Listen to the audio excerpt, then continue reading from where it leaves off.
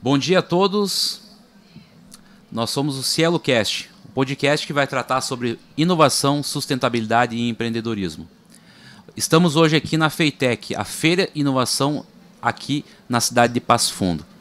Hoje nós estamos aqui com a ilustre presença do Fred, um dos palestrantes da feira.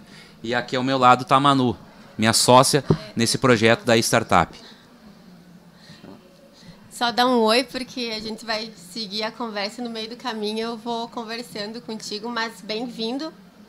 Antes, né, de falar de assuntos, eu gostei de ver uma pessoa tão nova que nem nós, né? Vamos nos achar tão empreendedora, assim, e na frente dessa parte de inovação que a gente está construindo o nosso negócio, né? Isso aí. Hoje nós estamos num espaço um pouco diferente aqui na FEITEC. É um espaço construído pensando já nos quesitos de sustentabilidade dentro de um container. Montamos um pequeno estúdio aqui, né, para poder falar um pouquinho com o Fred. O Fred tem um extenso currículo, vou esperar ele falar, né, mas o que me chamou a atenção principalmente, né, na bio dele lá, pai de 2 meninas, músico, guitarrista. E aí eu fui olhar todas as empresas que ele gere, faz a gestão, eu acabei me perdendo. Bem-vindo, Fred. É um prazer te ter aqui no Cielo Cast, tá? Te acompanhei também um pouco na palestra ali, vi que o conteúdo que você abordou é muito interessante, tá? Seja bem-vindo, obrigado por participar do Cielo Cast. Legal. Parabéns, pessoal, pela iniciativa, tá muito bacana aqui o espaço e a feira como um todo. Um prazer estar aqui, ver que o Passo Fundo também está entrando nesse negócio de inovação e eu acho que ter um evento como esse é muito importante. Eu já começo agradecendo também pelo elogio dela, dizer que eu sou muito novo, não sou mais tão novo assim, né? Mas sempre é bom ouvir. E, enfim, vamos bater um papo aí sobre inovação e sobre empreendedorismo, é o que eu gosto de falar. Bacana, obrigado. Então, vamos começar por onde, Manu? O que tu quer perguntar eu pro faria Fred? várias perguntas, mas como a gente está nesse momento de começar uma startup focada no ESG, que é um modelo de inovação, eu queria ter uma noção, uma visão sua de inovação nessa área da sustentabilidade. Como que você enxerga, como ela poderia ser melhor para alcançar, né, diversos públicos numa questão de escala, mas também acessível, né? Porque o serviço hoje focado em sustentabilidade, a gente sabe que é um investimento não tão baixo assim, mas que tem que se tornar, né, pela necessidade de nós fazer melhorias na parte ambiental, social e de governança, né, para trazer mudança de cultura. Eu pego um adendo, Fred, porque eu acho que a tua palestra principalmente foi falando sobre inovação aberta, né? Trouxe 2 cases ali, eu gostaria que você compartilhasse um pouco sobre a questão profissional, como tu chegou, né, nas empresas que você tem hoje, e aí abrindo para esse papo de inovação que você tratou ali na FEITEC também. Bom, vamos lá então, vou começar pelo assunto do ESG. Então essa pauta a gente depara muitas vezes com ela quando a gente fala sobre inovação e eu acho que também isso é um caminho sem volta, como eu falo da inovação, acho que o ESG também é um caminho, pelo simples fato que a gente já vê o mercado financeiro sinalizar isso, né? Então a gente estava conversando aqui antes, os fundos de investimento, os venture capitals, já estão começando a olhar negócios de impacto e priorizando investimentos nesse tipo de negócio. Por quê? Porque vai ser necessário, que o cliente vai cobrar na ponta, né? E ao mesmo tempo o empreendedor, quando ele sabe que o mercado de investidores está cobrando esse requisito, ele vai começar a se movimentar para fazer isso acontecer. A gente tem os desafios da ONU lá, né, que você deve mapear aí também. Os ODS, né? Então, isso está super, né, cada vez mais se disseminando. A gente tem toda a questão da sustentabilidade do planeta, a gente tem a questão da diversidade, e a gente, para fazer inovação, a gente precisa de diversidade. Sim. Né? As pessoas com a mesma cabeça não vão inovar. Exatamente. Com a mesma origem, com a mesma cultura, né? As pessoas precisam ter diversidade. Eu falo lá no Vale do Silício, eu não falei hoje, mas tem 3 requisitos lá que fazem o Vale ser o Vale. Um deles é rebeldia, e aí a gente vê, por exemplo, o movimento do Woodstock nasceu lá em 69, né? A contracultura nasceu lá, o movimento hippie, uma série de coisas. E por que isso? Porque lá é uma região muito, muito imigrada, né? Tem culturas de diversos lugares do mundo, historicamente, né? A Califórnia é isso. E isso faz com que a gente tenha muita criatividade, são cabeças de todos os lugares do mundo pensando, né? Então, ao mesmo tempo, a gente tem lá uma base fortíssima de conhecimento, então as principais universidades do mundo estão lá. Eu acho que isso o Rio Grande do Sul tem muito forte, a gente é gerador de conhecimento, de talentos, enfim. E por último, acesso a capital. Não adianta a gente ter tudo isso e não ter recursos. Então, os principais fundos de investimento estão olhando aquele mercado, porque aquele mercado é gerador de oportunidades. Se a gente conseguir fazer com que o Rio Grande do Sul vire um berço de novos negócios, os fundos de investimento vão começar a olhar para cá, como já estão olhando para o Instituto Caldeira. A startup que ganhou o South Summit estava ali. Isso, Yours Bank, né? Um abraço para o pessoal ali. Meu amigo lá. Está lá no Caldeira e participou de um programa do Caldeira, né, que revelou a empresa. Ele já conseguiu um aporte agora do Banco do Brasil, uma rodada de investimentos. Então, assim, uma coisa vai puxando a outra. Sim. Né? Então, é um pouco disso, assim, o ESG. Em relação à minha trajetória, né, eu falei ali um pouco, eu acho que cada vez mais as pessoas vão ter diversos empreendimentos durante a sua vida. Eu não enxergo mais uma pessoa se formar na universidade, ser um médico talvez até sim, mas ser um empreendedor que vai fazer a mesma coisa a vida inteira. É muito difícil isso, né? Por quê? Porque as coisas se transformam. Talvez o negócio que eu comecei a fazer hoje, daqui a 5 anos, rápido, não vai ser mais o mesmo, vou ter que fazer outra coisa. Sim. Eu, por exemplo, já pivotei 3 vezes a carreira fortemente, né? E aí fui abrindo novas frentes, mas sempre ligado muito a essa questão de conexão, né, de criar coisas junto com o mercado e pensar sempre em negócios inovadores com viés de tecnologia ou viés exponencial, enfim, coisas digitais, né? Eu acho que esse é um caminho sem volta, como eu falei. As empresas, a gente estava conversando até sobre o mercado financeiro, né, por exemplo, né? Os bancos, os grandes bancos que hoje concentram mais de 80% do mercado, eles estão sentindo, né? Eles são mais lentos, eles demoraram para começar a se mexer. Até eles têm que se adaptar a essa demanda do mercado financeiro, né? Também, a gente acha que é só os fundos de investimentos, né? De certa forma, né, Fred, começou a mexer no bolso, né? Uhum. Eu acho que isso está mobilizando principalmente essa pauta do ESG que tem comentado, né?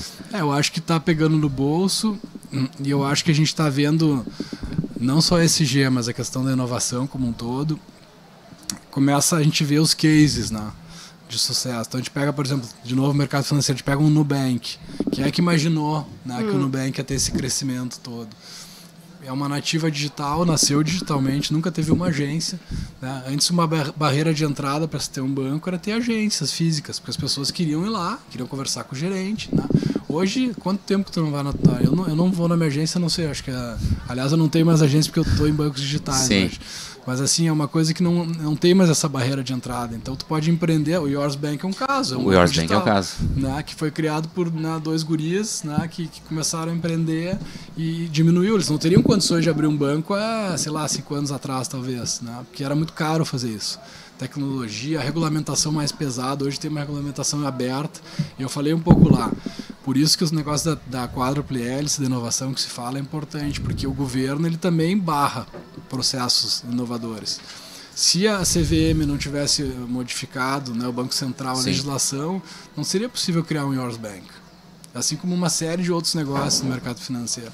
Então, o governo ele tem que estar trabalhando em conjunto com a sociedade, evoluindo, né? Óbvio que o órgão regulador ele sempre vem um pouquinho depois, que as coisas são... O próprio Uber é o caso, né, clássico. A própria questão de startups, na verdade, né?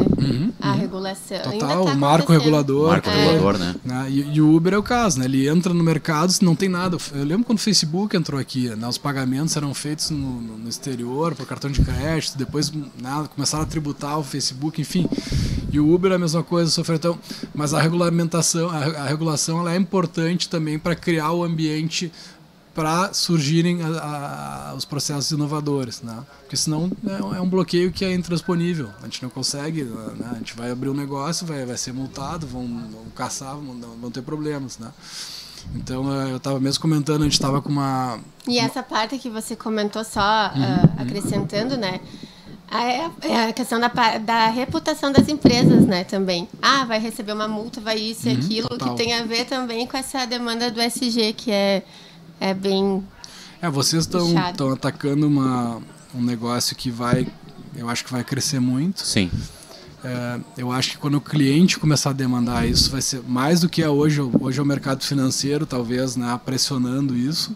Sim. Mas quando a ponta começar a puxar isso e eu começar a escolher essa bolacha aqui porque ela produz, né, que ela tem, enfim, é sustentável, né, é feita com sei lá o que, o cliente começar a entender e escolher isso e pagar mais, inclusive por isso que é mais caro. A gente sabe que a gente Por isso que a gente tem essa intenção do podcast, né? As pessoas trazem experiência, educação, para educar primeiro pelo tema, né? O tema.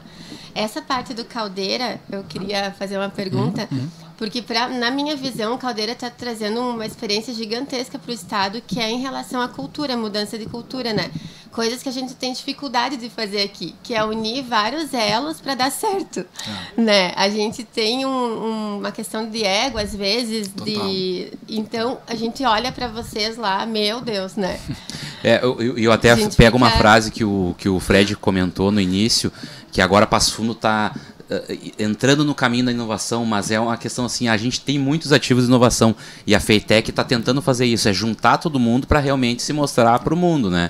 Mas essa questão da cultura que tu comentou também, que a Manu está falando, é extremamente importante. Por quê? Porque nós vivemos num estado mais conservador, né? Tu falou, por exemplo, ali, Vale do Silício, você tem uma abertura total, né, cara? E a gente sabe que aqui no Sul é um pouquinho mais difícil. Tu enfrenta os egos, tu enfrenta uma certa burocracia, né? Eu acho que ele falar isso, como que você tendo essa experiência no Vale do Silício, como que tu conseguiu trazer essa cabeça de agregar e ainda fazer com que eles entrassem no projeto também em conjunto, né?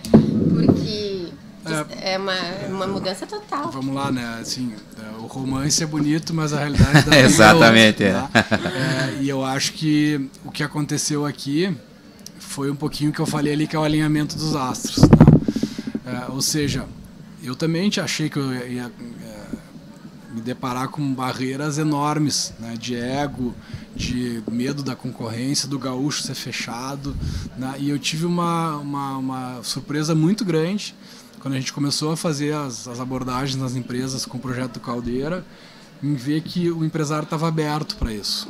E a gente conversava com os donos das empresas, né, claro, com algumas exceções, né, que não entendiam aquilo. E foi em que época isso, Fred? Isso foi por volta de 2018, mais por aí, ou menos, tá? Eu fui pro Vale em 17, acho que 18 a gente começou a fazer essas conexões. Mas por outro motivo que eu falei que o romance é bonito, né, mas não é a realidade. É pela dor, né? Às vezes a gente tem que fazer inovação pela dor. Sim. Então, assim, eu falei da Gerdau ali, que a Gerdau estava indo embora do Estado. Vamos lá, um dos fundadores vamos pegar aqui a Panvel. A Panvel depende da economia gaúcha, né? Se a Panvel começar, se o Estado começar a ter redução do PIB ou evasão de talentos e de empresas, a nossa economia vai cada vez mais para o buraco. E a Panvel é uma das empresas que se desenvolve com a economia gaúcha também. Claro, já está fora do Rio Grande do Sul hoje também, mas essa dor de querer fazer o Estado ficar melhor, né, era uma necessidade das empresas, né? E ao mesmo tempo, não só falando daí de Rio Grande do Sul, mas de uma dor geral, né, das empresas como um todo, é o que eu falei ali, as empresas enxergando um pouco essas ameaças de novos entrantes, da redução da barreira de entrada, que eu falei agora, por exemplo, para se montar um banco, como é que eu consigo navegar nisso num mercado que está mudando constantemente? Amanhã pode vir vamos pegar Espírito Santo aqui, a gente estava falando, será que o Rappi não vai ser meu concorrente amanhã? Sim. Quando é que eu imaginei que o Rappi ia ser meu concorrente? Porque ele pode entregar produtos, ou a Amazon, que entrou agora com roupas, né? Eu também sou, ao mesmo tempo ela é concorrente, mas ela é um canal meu, porque eu vendo Espírito Santo na Amazon, né? Como é que a gente maneja esse bicho, entendeu? Que está aceleradamente mudando, e a forma que a gente faz isso é se abrindo para o mercado, é olhando o que está acontecendo, é compartilhando as dores, é compartilhando os nossos planos e preparando a cultura das pessoas para isso. Tem gente que não vai conseguir. Sim. Tem gente que tem que, né, às vezes tem que sair da empresa, né? Vários cases a gente vê isso, né? Leva um tempo, né? às vezes a pessoa não está preparada para isso. E às vezes ela tem uma cultura muito enraizada de que as coisas vão ser sempre iguais. Eu falei ali na outra entrevista ali agora, o ser humano ele tem uma capacidade muito, vamos dizer assim, enraizada de não querer mudar. A gente não gosta de mudança, de transformação. Pessoalmente já é uma a gente, seres humanos, a gente quer fazer as coisas da mesma forma. Né? Eu quero trabalhar no mesmo negócio, eu já sei, eu vou todo dia aqui. Né? Claro, o empreendedor tem um pouco menos disso porque ele é um cara inquieto por natureza. Ele está sempre querendo mais, crescer, fazer novos negócios. Mas as pessoas em geral, elas têm a dificuldade de encarar a mudança como uma coisa boa, né? E no momento que as pessoas não encaram isso bem, elas não vão aceitar a tecnologia, elas não vão aceitar trabalhar com uma startup, porque elas vão achar que aquilo é uma ameaça para elas, daqui a pouco vão me demitir porque essa ferramenta vai pegar meu emprego, né? E não tem volta. A gente pega ali, vamos pegar a história do Uber, né? Sim.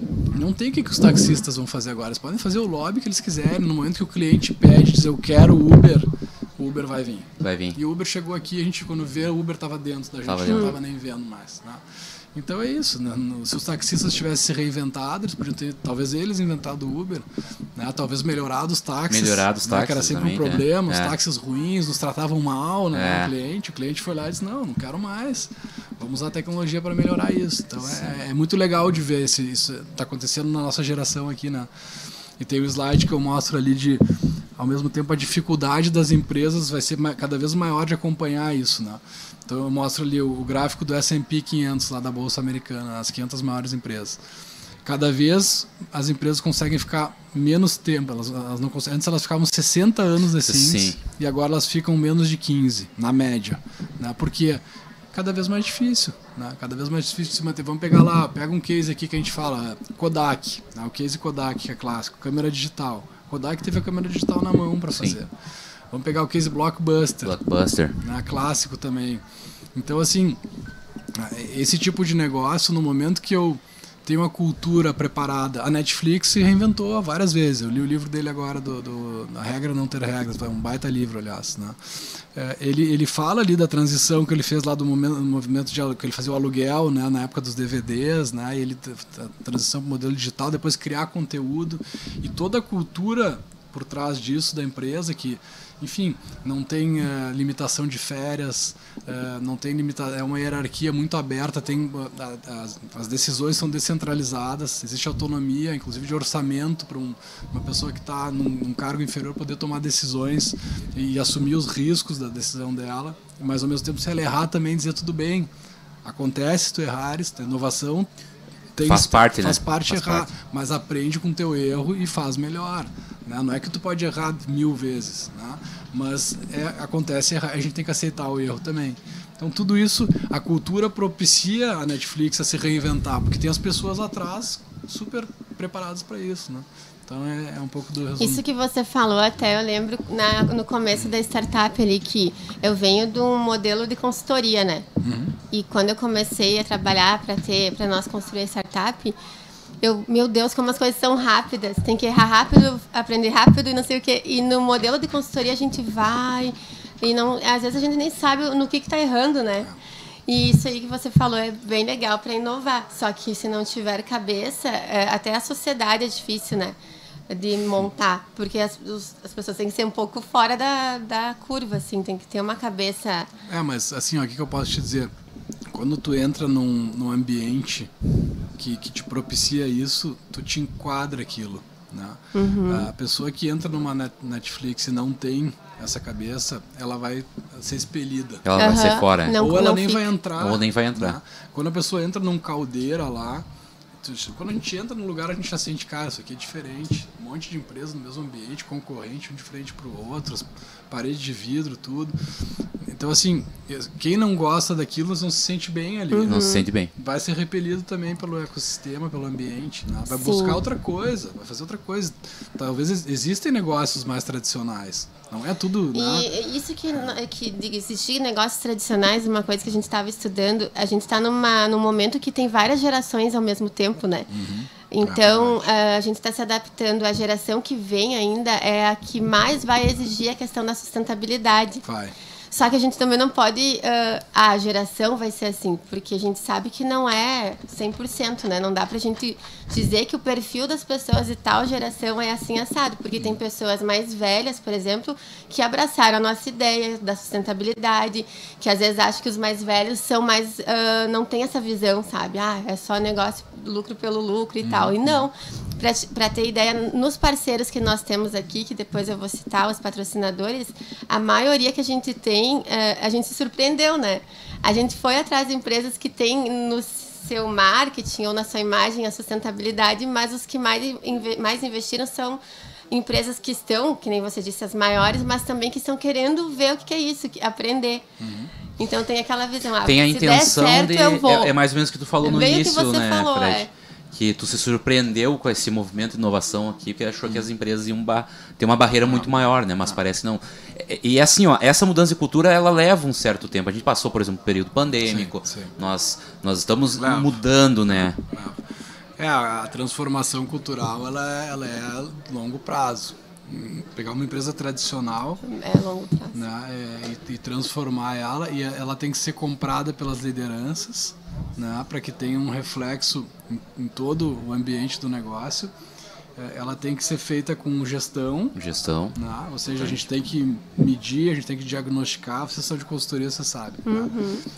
E ao mesmo tempo a gente tem que ter alguns símbolos, né, para as pessoas entenderem, né? Por exemplo, o cara não tem mais secretária, o cara botou a porta aberta para não tem mais porta, conversar, o cara me escuta quando eu falo, meu chefe. Aquela coisa, o chefe tá no celular, ele tá falando, o cara tem que escutar, né?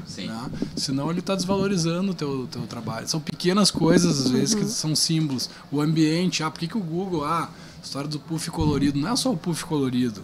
O puff colorido é um símbolo para dizer, cara, aqui é um ambiente de descontração, onde as pessoas, a gente está criando aqui, até a gente está falando muito do futuro do ambiente de trabalho, agora pós-pandemia, né? Os ambientes, cada vez, eles vão ser mais esses locais da gente se encontrar, da gente se sentir bem, porque senão a gente fica em casa, que é muito melhor. A gente vai pensando, não, eu tenho meu computador, eu faço online. Né? Faço sozinho. Apesar de que eu acho que nada substitui o contato humano, tá provado isso. A pandemia mostrou mais ainda isso. Inclusive, eu acho que a produtividade, apesar de que tem gente que diz que não, eu acho que as coisas fluem melhor, né, dentro de um negócio quando a gente se encontra. Total. Para algumas atividades, talvez não para um programador, ela talvez consiga fazer sozinho, né? Mas eu acho que esses ambientes novos vão ter que ser pensados numa forma de como é que a gente atrai as pessoas para o ambiente de trabalho, como é que a gente usa esse momento para ser produtivo e ter um ambiente diferente, né? E aí vem um pouco desses símbolos.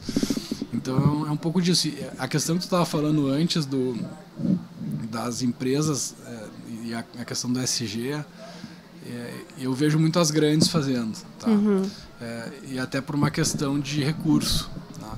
Então a gente vê lá, por exemplo, a Natura, né? A gente sempre escuta as coisas, né? Lojas Renner, por exemplo, talvez outro. E aí a gente vê isso muito por ainda. Até eu ia perguntar se você tem a ver com as lojas Renner alguma coisa, né? Porque sim, tem Renner, né? Somos da família, né, fundadora, né? Mas não somos mais os donos do negócio. Não vai ter cupom promocional, não vai ter. Na Espírito Santo a gente pode negociar. A Renner fez um exemplo de SG a Renner, lindo. O negócio foi vendido para os americanos da JCPenney. Eu não cheguei na geração acima da minha. Eles, quando começou a pandemia, eles foram os primeiros a colocar os funcionários... Então até hoje, né? Que eu já acho que passou um pouquinho já do tempo, mas enfim. Tem que cuidar. É uma questão de opção e talvez seja da cultura deles, né? Mas Fred, em relação aos teus negócios, até pode fazer um merchan aí dos teus negócios, mas como é que você trabalha em relação a tudo isso que você falou em relação à inovação, cultura, tu aplica isso nos teus negócios, tu aplica isso no teu ambiente, como é que você faz essa... Onde que tu busca inspiração, eu gostaria de saber, porque eu sou muito de ler e também buscar, daí eu gosto de saber onde que a pessoa busca inspiração, sabe? Um dos negócios que a gente tem, que é a Unlab, né? A gente trabalha o tempo todo com inspiração. Ele é um negócio ligado à educação, né, que eu falei ali que foi a última parte da palestra, que é como é que eu crio um manual de instruções para as empresas conseguirem se transformar e acompanhar essa velocidade, né, e como é que eu crio essas competências nas pessoas, né.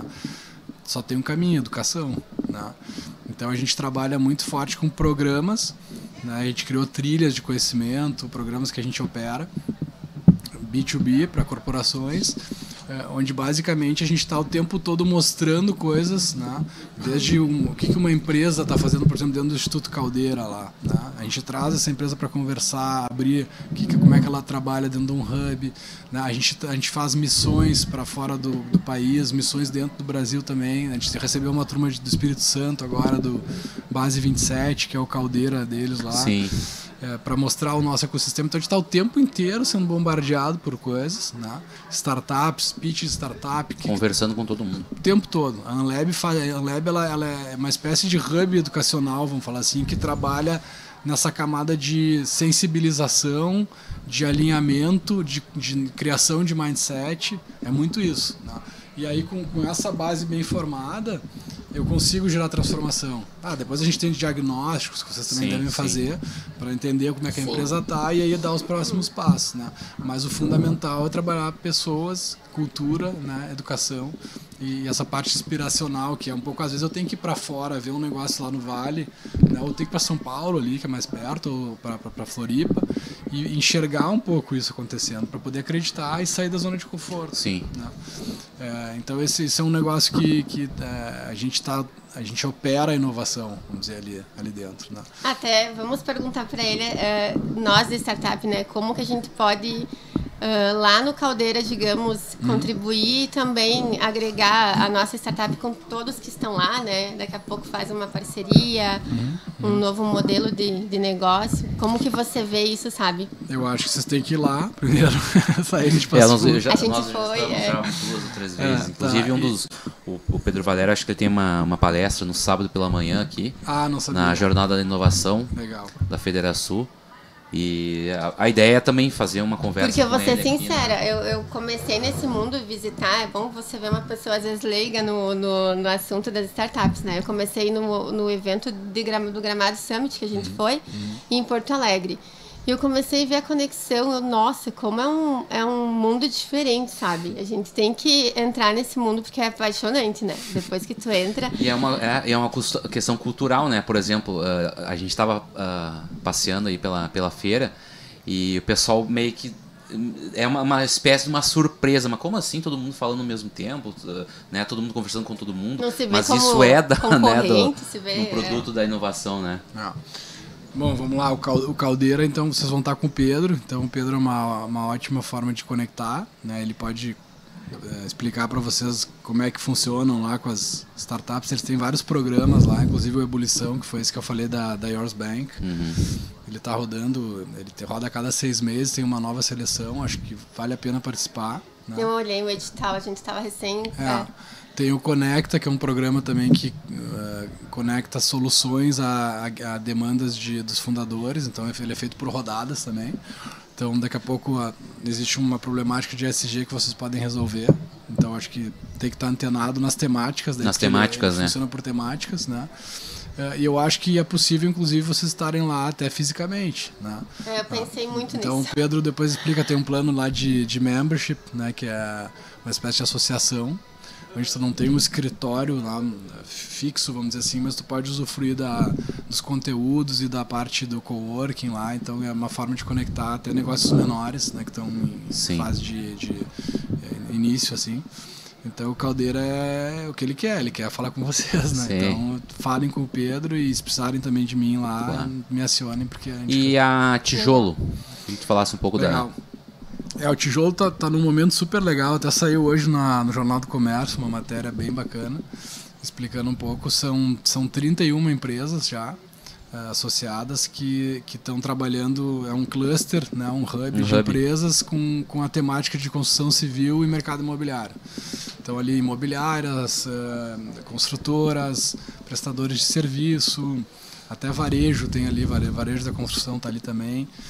E startups também, tá? Empresas de tecnologia associadas ao mercado. A gente tem a NetSoft, por exemplo, que é uma empresa de software que está conosco. Então o Tijolo ele trabalha com essa temática, né, de um segmento. Isso eu também trouxe de uma inspiração lá do Vale, né? Mas também tem no Brasil, tem hubs de agritech, já a gente visitou o Agtech Garage, que é em Piracicaba, que é um hub temático. A gente tem um projeto na PUC lá, que é o Tecnopuc, que é o celeiro dentro do Tecnopuc, que é pro agro também. Então, assim, faz muito sentido a gente trabalhar por temáticas para a gente ter mais profundidade e conseguir trazer mais sinergia nessas conexões, né? A conversa flui mais fácil, né? E a gente consegue trazer, às vezes, até dores mais específicas da cadeia, né?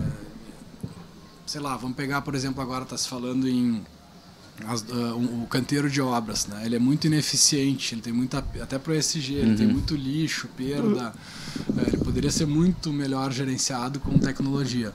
Está começando a acontecer já nos Estados Unidos, né? Esse tipo de temática específica, um hub multissetorial, como por exemplo Caldeira ou a Cubo ou qualquer outro, é mais difícil endereçar uma temática dessas, né? Dentro de um hub setorial tu consegue entrar no detalhe e ajudar a desenvolver isso, né? Então já está se falando de sensoriamento dentro do canteiro de obras, né? De novas tecnologias para construção modulares, por exemplo, que é uma coisa que já se fala bastante. A gente trouxe uma startup até do interior do estado que está fazendo aquelas chapas modulares, né, de madeira, MDF, enfim, que é uma forma muito mais rápida de construir, mais sustentável, acusticamente é melhor. Cubo, né, também, que é tem a Brasil ao Cubo. Então, assim, tem muita coisa, só que, como eu falei na palestra ali, ele só ganha da pesca e inovação. Eu falei ali, que parece brincadeira, mas não é. Sim. Então, olha o tamanho da oportunidade. E eu estou falando aqui só de Construtex, né, dentro do canteiro de obra. Vamos falar na parte de venda, né, PropTex, vamos falar de a parte digital, né? Que a gente vê aí as imobiliárias, por exemplo, sofrendo. Como é que vai ser essa intermediação? Será que eu vou continuar relevante? Como é que eu mudo o meu modelo de negócio? E tá tudo numa etapa ainda assim de não saber muito bem para que caminho vão ir as coisas, né? Então tem oportunidade para criar coisas novas agora. É um bom momento. Então dentro do tijolo a gente trabalha tudo isso. A gente trabalha como é que a gente ajuda a endereçar essas problemáticas e dores da cadeia, né? E a gente conecta muito com startups. A gente tem o programa Viga agora, que está inaugurando dia 9 agora de setembro lá no Caldeira, e a gente já mapeou as dores. A gente fez todo um mapeamento de dores do segmento, pegamos a jornada de compra de imóveis e de locação, pegamos essas duas jornadas e mapeamos, e agora a gente começa a fazer as chamadas para o mercado para conectar. Sim. Né?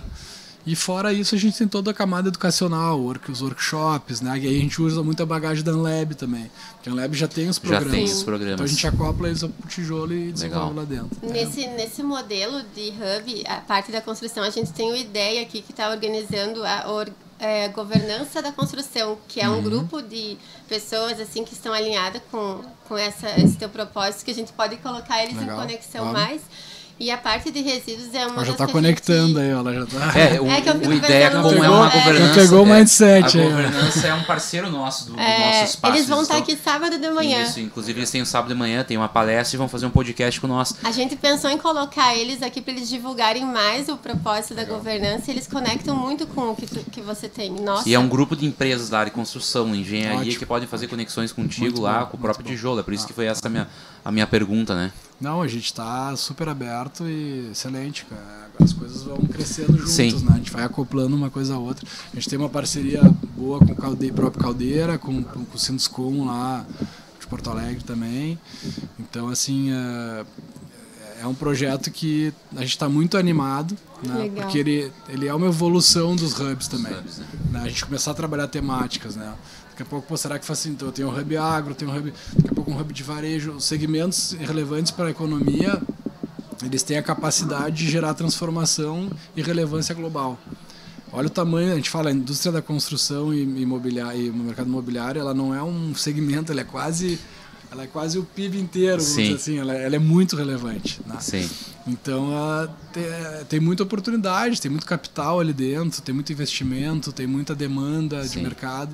Isso tudo faz com que a gente possa ser um gerador absoluto aí de tecnologia, de transformação, de novos negócios e virar. Por que a gente não pode ser um referencial global de construção civil? A gente pode ser, né? Já fica o convite, vamos organizar uma palestra contigo, um evento com ideia, até para contribuir com esse grupo, sabe? Eles estão bem envolvidos, é legal porque quando começa, às vezes começa a se dissipar. E não, as reuniões estão sempre cheias de empresas e eles levantaram problemas, mão de obra, muito forte, profissional qualificado. Essa parte do resíduo que a gente trabalha, eles também têm problema, né? A gente faz gestão lixo zero. E a outra parte que eles falam também é da segurança. E no ESG, o que eu vejo na construção, o pilar mais que deve fortalecer é esse, porque antes de pensar no resíduo, eu sei que é importante porque eu trabalho com isso, mas quando eu vejo uma atividade, porque eu trabalho em licenciamento, essas coisas, quando eu vejo uma atividade, eu vejo o colaborador, o cara que está ali, ele tem que ser cuidado, ainda mais numa construção. Quantos acidentes de trabalho que acontecem, ninguém fica sabendo, né? Não. Então, é mais um desafio, porque para educar essas pessoas, na nossa startup, por exemplo, que a gente tem clientes da construção, daqui a pouco você dá uma ideia. A educação, às vezes, ela parece repetitiva, porque não tem um modelo, assim, uma gamificação, digamos, né? E isso é uma dificuldade que a gente tem em coisas básicas, que nem o próprio resíduo. Tu vai ensinar a pessoa a separar. Todo mundo sabe separar o resíduo praticamente. Por que não faz, né? Não executa aquilo. Então, são coisas pequenininhas que se a gente resolver, nossa... É um problema que não é fácil de resolver, mas assim, a inovação ela é feita para resolver problemas complexos. Sim. Esse é o conceito de inovação. Como é que a gente faz isso? Eu não tenho a pergunta de $1 milhão. Não tem a receita, né, Fred? Vai testando. Primeiro ponto, é uma mão de obra muito pouco qualificada, né? Que é mais difícil, assim como o varejo também é mais qualificado do que construção, né, obviamente. Mas existe uma coisa cultural que vem da educação de casa, às vezes, da educação primária, né? Que a pessoa se dá conta que é importante ela separar o lixo, por exemplo. Né? É importante ela cuidar da luz quando ela sai, porque senão eu estou, né, desmatando lá para fazer energia. Então, isso aí não é difícil chegar nesse nível, né? É que às vezes não é uma coisa palpável, né? Eu estava falando com um amigo meu que tem empresa trabalha como prestador de serviço de construção civil, né? E ele falou, cara, o colaborador lá, ele pega a ferramenta no final do dia, ele larga no chão aqui, ó, pluf, detona, eu perco, né?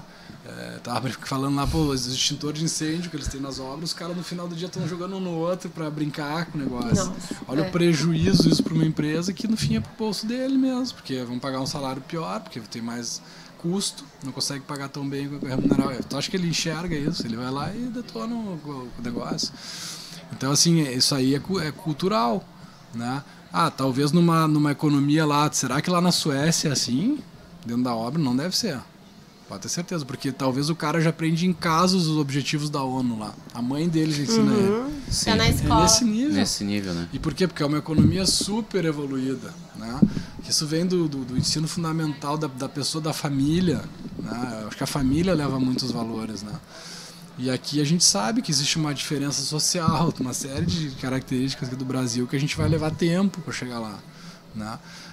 E a gente vai conseguir também pagar melhor esse cara para ele se qualificar melhor já chegar lá. Lá é caro contratar um obreiro, né? Sim. E esse problema da educação, Fred, é uma das discussões, inclusive, do próprio IDEA, é a questão de mão de obra. E não é só na construção, em a maioria dos segmentos se fala em problemas com mão de obra. E como é que a gente resolve isso? Inclusive entendeu? O corretor, né? O corretor na ponta que vende imóvel. Exatamente. Esse cara também precisa ser treinado, precisa entender as tecnologias. Não, desde a compra de um terreno para construir um condomínio, que a gente trabalha em condomínios também, de fazer essa parte de regularização toda. Nossa, quantos que compraram um terreno com problema legal e já começa ali, tu tem que ver todo o sistema antes, né? E a educação é isso.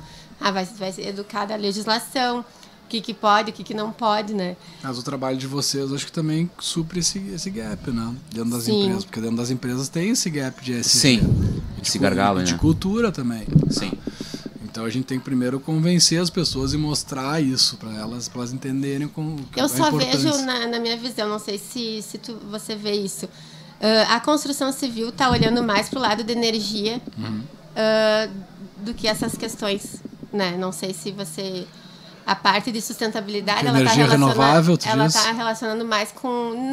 Nem tanto, talvez, economia, alguns selos que fazem essa parte, que talvez seja, na prática, mais fácil, né? Eu não sei se você vê isso. Eles não estão vendo tanto a investir nessa parte da obra, da mão de obra, da parte de resíduos, que se colocarem no papel, a gestão disso dá um custo gigante. Eu não sei te dizer, mas eu vejo assim sendo criadas já soluções. O empreendedor está olhando para isso. Sim. Né? E às vezes o empreendedor vem de dentro da empresa que já existe, né? Uma empresa tradicional. Mas, de novo, eu acho que é uma questão também de prioridades, às vezes. A gente estava comentando aqui como é que uma empresa, às vezes pequena, vai se dar o luxo de pensar em ESG. A gente viu na questão de fornecedor.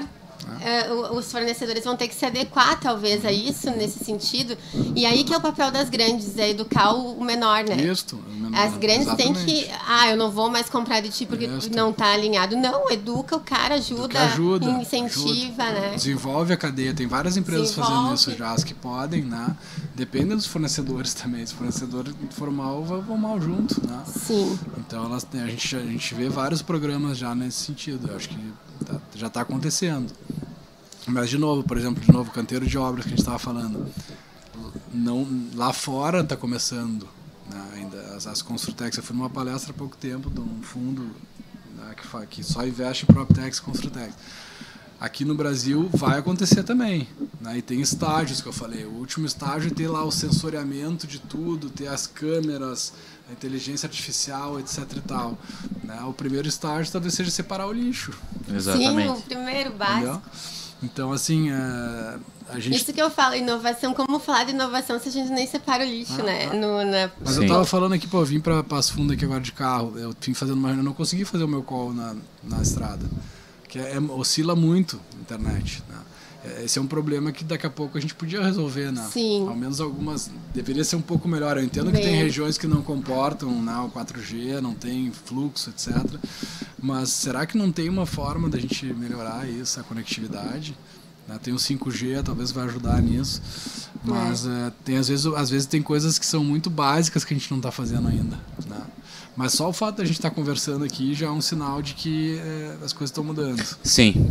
Até eu quero agradecer, a gente está se encaminhando para o final aqui. Até por conta do tempo do Fred, passou, que é precioso, né? O pessoal já está lá, o pessoal está esperando para o almoço já. O time está com fome ali. Mas agradecer a tua presença, que é isso, né? Gente, prazer. Porque para nós, assim, ainda mais nesse começo, é fundamental. A gente quer manter contato. Contem conosco quando forem para Porto Alegre. Isso. Nos visitem lá no Tijolo. Isso. Né? A gente tem uma sede física lá. Isso. E tem meus contatos aí. Isso. A gente vai tentar organizar até uma agenda com mais o próprio pessoal da ideia, pessoas aqui para nós visitar vocês lá. Boa ideia. Fazer conexão, né?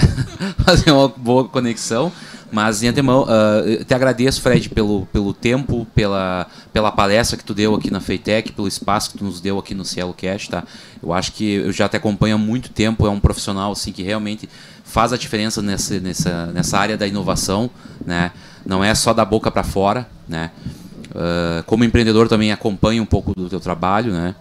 E te agradeço, né? Acho que fica aqui o espaço também para te fazer o teu merchan, o teu jabá, deixar as tuas redes sociais, quem quiser entrar em contato contigo. Gente. Não, fico super feliz aí, obrigado pelo convite, uma honra também estar aqui, acompanhar esse evento super legal, super bacana, gratuito, né? Me surpreendeu que era gratuito. As pessoas não estão acreditando, Fred, que é gratuito. Eu acho que a FEITEC, a gente também faz parte do time que construiu a FEITEC. Nós conseguimos construir uma feira gratuita para o público, principalmente para fazer essa virada de chave que nós estamos comentando. Virar, mostrar eventos de inovação, mostrar para o público em região que dá para todo mundo falar com todo mundo. Né? Uma fala que você falou foi relacionada à concorrência. Né? Aqui a gente ainda tem um probleminha de ego, daqui a pouco o A não fala com o B não fala com o A, então a gente está mudando isso. Mas a FEITEC vem para isso, e dentro da nossa startup a gente quer trabalhar muito mais essa jornada jornada do ESG, que ela é muito ampla, né? Mexe com inovação, mexe com sustentabilidade, mexe com o social, mexe com a governança, né? É isso, eu acho que a gente comentou, eu acho que esse é o próximo passo quando se fala em inovação, né? Que já está acontecendo, na verdade já é o que está acontecendo agora. E as empresas cada vez vão olhar mais para isso, né? E, bom, gente, para me despedir é isso. O Tijolo lá está de portas abertas também para as empresas aí do mercado imobiliário, construção civil. Quem quiser conhecer, a gente tem o Instagram do Tijolo, né, nas redes lá. Tem o meu Instagram, pode falar comigo diretamente também. E vocês também têm meus contatos aí, então, de novo, é um prazer estar aqui. Sucesso aí na feira. Só aí. Agradecendo no final agora, além de repetir, os nossos apoiadores, né? A gente não está acostumado, né? Mas eu vou colocar precisa dar aqui. valor para eles, né? Agradecer a Ambev, a Inovare Container, que é o espaço aqui que a gente está fazendo o podcast, a Plim Construtora, a Italac, a Maxicom Construções, a de Canale Transportes, a Criativa, a Mioto Topografia, o Sicredi, a Simbalagens e a Ópera, por nos oportunizar, né, desenvolver esse projeto. E a gente tem um presentinho para ti, que depois a gente vê se a gente escolheu certo o tamanho. Eu tava de olho na camisetinha. Tá todo mundo vai ganhar a minha aqui, né?